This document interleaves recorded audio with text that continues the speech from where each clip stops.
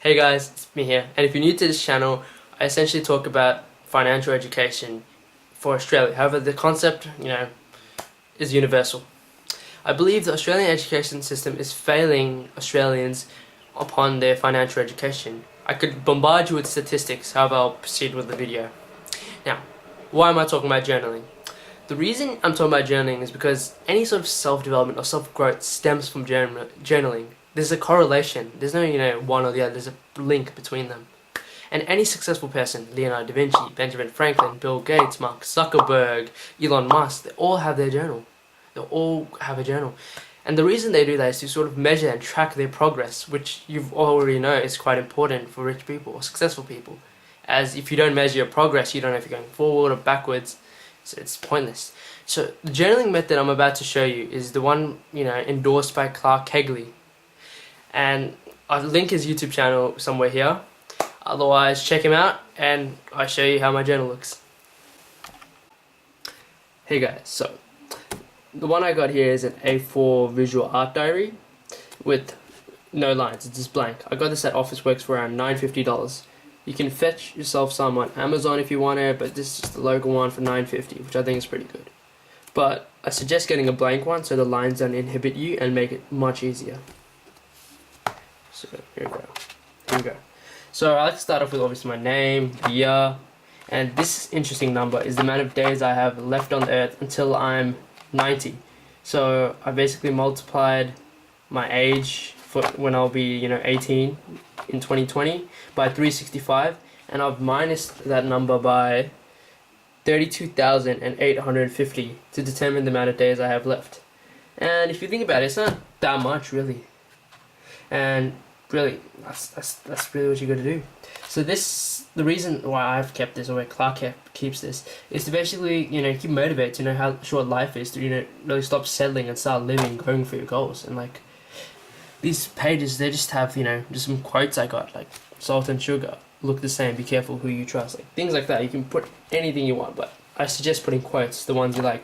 This is my omega, sort of my game plan. So I put basketball, business, and education in this order, but obviously it's up to you. But I suggest putting the amount of days you have left on the earth. So once again, it's your age times 365 minus 32,850.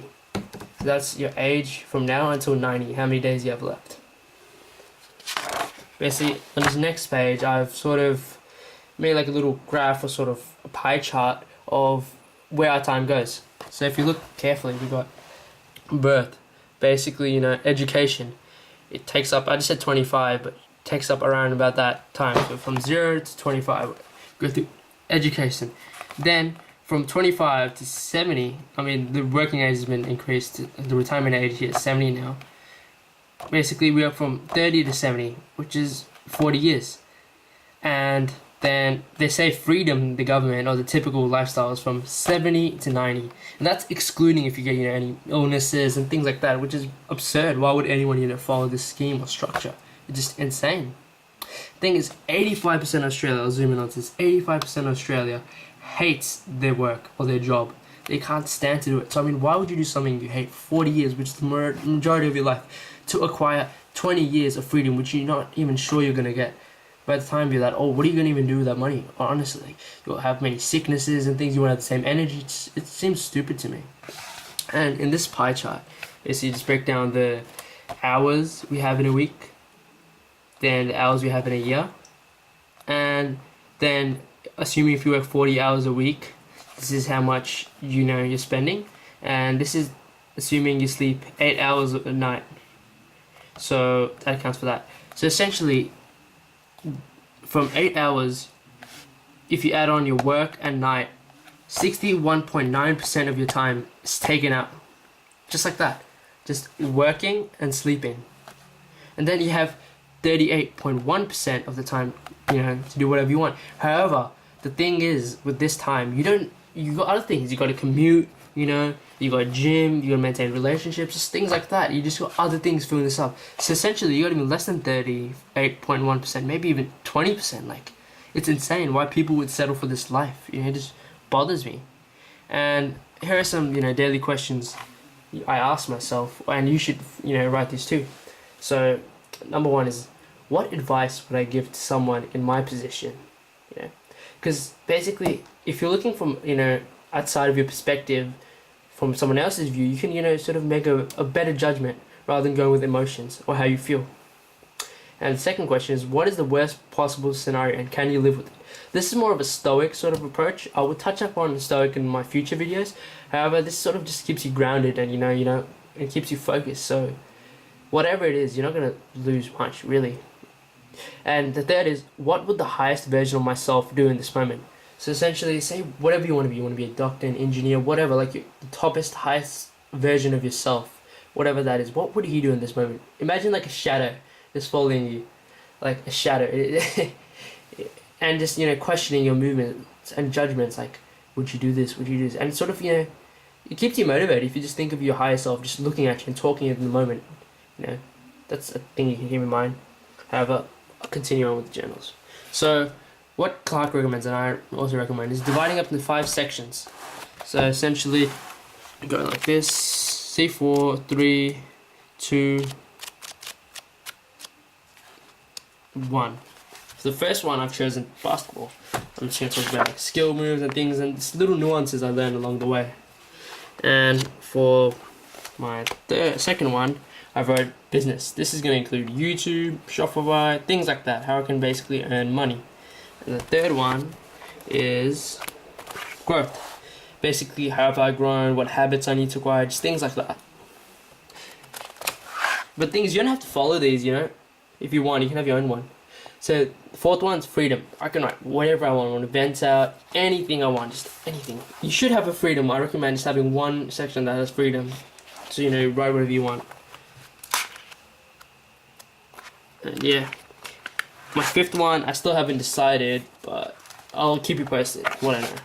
However, now let's go into the last page. Last page, you should divide it into work, rest, and play. And the thing is, if you want success, sort of any success in life, you need to balance these out. So what I'm saying is, if you don't have enough work, right, you're going to feel like a sloth. If you have too much rest, you're going to feel like, you know, you're getting nothing done. And if you play all the time, you'll just be, you know, just procrastinating. So essentially there's a triangle, which I'll show you just here. There's a triangle you got to maintain.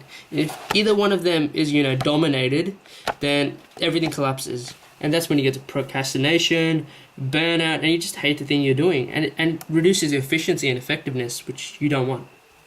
So what I've written is, for work, is just like generate $100 passive income, get 10,000 YouTube subscribers, make a basketball team, semi-pro.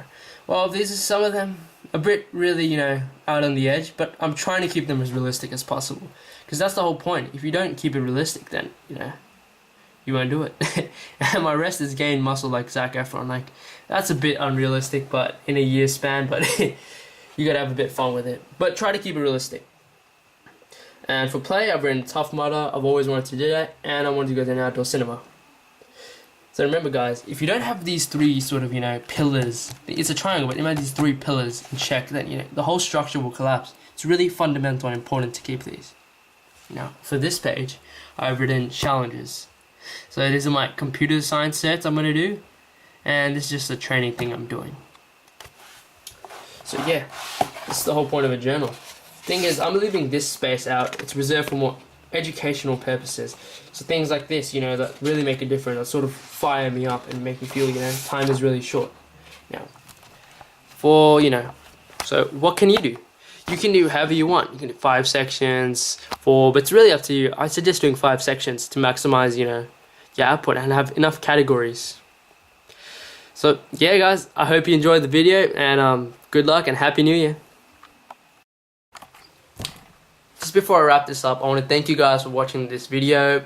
Just before you leave, can you please hit the like button? It will really help me out. And subscribe if you like my content. Otherwise, just one quick rant I want to make. Although yes, we're in a new year, 2020. You know, new year, new me, that sort of thing. But just think about it logically. The Earth is rotated one more time. How does that really change anything? Instead of waiting for the, you know, new year, just start now. The future is nothing more than an illusion that many people keep in their mind. It's just procrastination. And the thing is, most of you know, starting the gym and stuff, which is really good, but however, it's programmed deep in your subconscious, and it's really hard to fight that off. Really, really hard. So instead of waiting for your new year, because most of you, I know, statistically won't achieve your goals this year. I mean, just keep going. Don't wait for the next new year. Just keep going. Don't wait for 2021. Just do it now. Just do it now. Win. What's important now? Let's go with that. And just a thing I missed in during the sort of journaling video is section 5. Section 5 is a weekly to-do list. So basically how it's set out is you have obviously the page left and right. You make a line between half the page. So you got week 1, week 2, week 3, and week 4. And you write your most important goals of the week, things like that. But these are sort of more bigger goals you should be aiming towards. Not like some sort of daily to-do list goals, which are really useful, but sort of like things like, you know, I've got some at this assignment, or sort of, you know, work on this skill, gain this sort of rep range, or this way, just whatever. But it's got to be towards the more bigger side. And obviously, measuring your progress, you know, keeps you, you know, aware, keeps you grounded if you're going forward and backward, which is a key thing successful people do. And thank you guys for watching. I'll wrap this up. Goodbye.